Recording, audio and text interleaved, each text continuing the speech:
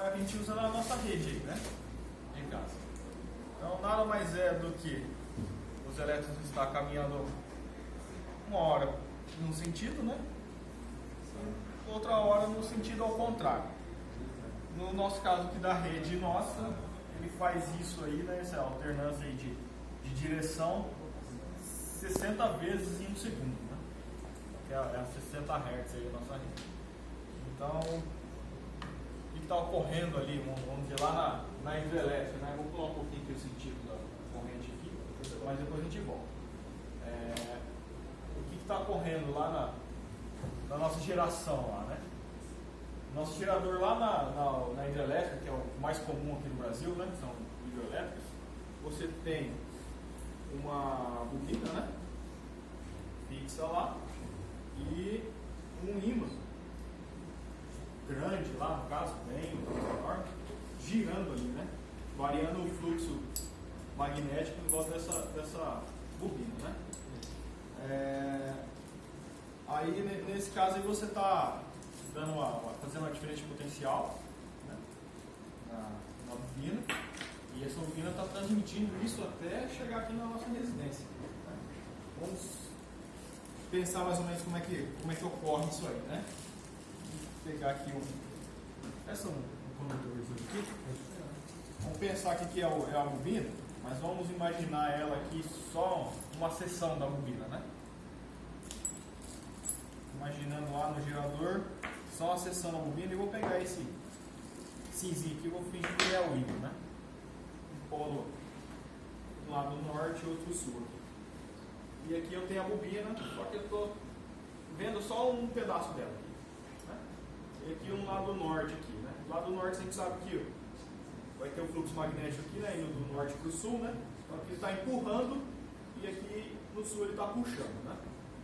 E eu tenho lá uma seção da bobina, vamos estar imaginando, olhando só um pedacinho dela aqui. Aqui o norte está passando aqui, nessa seção da bobina, o que ele está fazendo? Ele está empurrando aqui um campo elétrico. Então, o que acontece? Você está empurrando aqui esses elétrons aqui na bobina, né, no condutor. Então eles estão seguindo o fluxo aqui. E do outro lado aqui, vamos imaginar essa outra seção aqui, ele está puxando. Então o que você está fazendo? Você está empurrando elétrons para cá e puxando do outro lado. Você está tendo um fluxo de elétrons aqui nessa bobina, né? Então do mesmo lado que ela tem uma parte empurrando, aqui ela tem puxando. Se você pegar o terminal da bobina, ela vai estar ocorrendo isso em toda ela. Se você conectar em algum circuito, também ele vai provocar esse efeito nesse seu circuito. Então ele vem, no nosso caso aqui a Copel, vem fazendo isso aí, ligando o circuito de lá da usina até a nossa casa dessa mesma forma. E por que ela é alternada? Como o ímã está girando ali, então você tem, na hora que o norte está bem aqui nessa parte, você tem o máximo de fluxo empurrando aqui os elétrons. Conforme ele vai mudando, ele chega nessa posição aqui, eu tenho zero, né? Nessa parte, nesse ponto aqui da bobina. Tenho zero porque, mesmo tanto está empurrando aqui, está puxando aqui, então eu não tenho nada. Continua a girar aqui, nesse lado aqui, ó, né? Não está nessa posição sul para cá.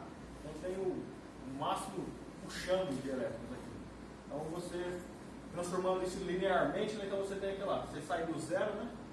0 volts aqui, no nosso caso vai até 127 positivos, volta para zero, vem para menos 127, tudo por conta disso aqui. É a característica da corrente alternada, né?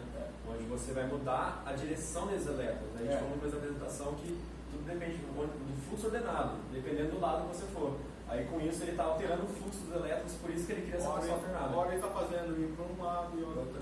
Por causa dessa mudança de potencial que tem na bobina. Já na contínua ela é contínua, ela não